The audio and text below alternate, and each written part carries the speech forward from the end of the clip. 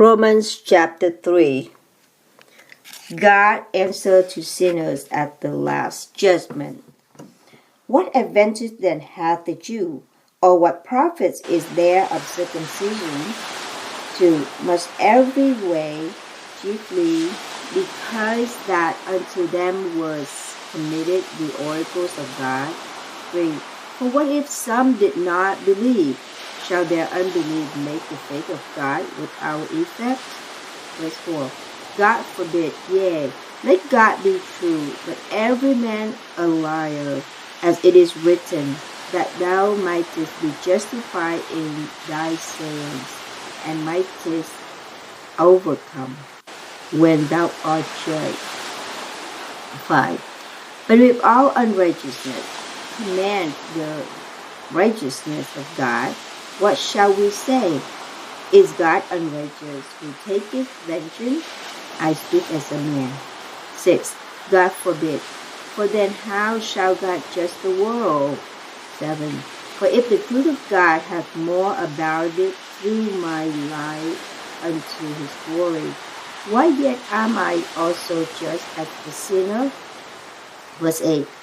And not rather, as we be slanderously reported, and as some affirm that we say, let us do evil, that good may come, whose damnation is judged.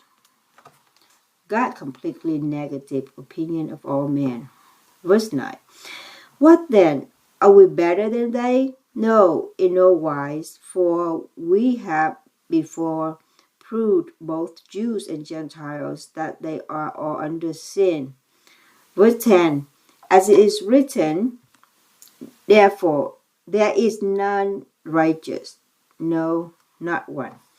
11. There is none that understandeth, there is none that it seeketh thereafter God. 12. They are all gone out of the way, they are together become unprofitable. There is none that doeth good, no, not one. Their throat is an open sepulchre. With their tongues they have used deceit. The poison of asp is under their lips. 14. Whose mouth is full of cursing and bitterness. 15. The feet are swift to shed blood. 16. Destruction and misery are in their ways. 17. And the way of peace have not they not know. 18. There is no fear of God before their eyes. 19. Now we know that what things soever the law said is said to them who are under the law, that every mouth may be stopped, and all the world may become guilty before God. 20.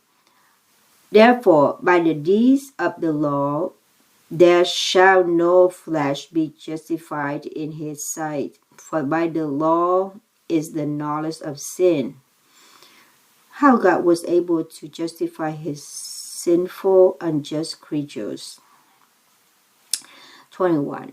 But now the righteousness of God without the law is manifested, being witnessed by the law and the prophets. 22.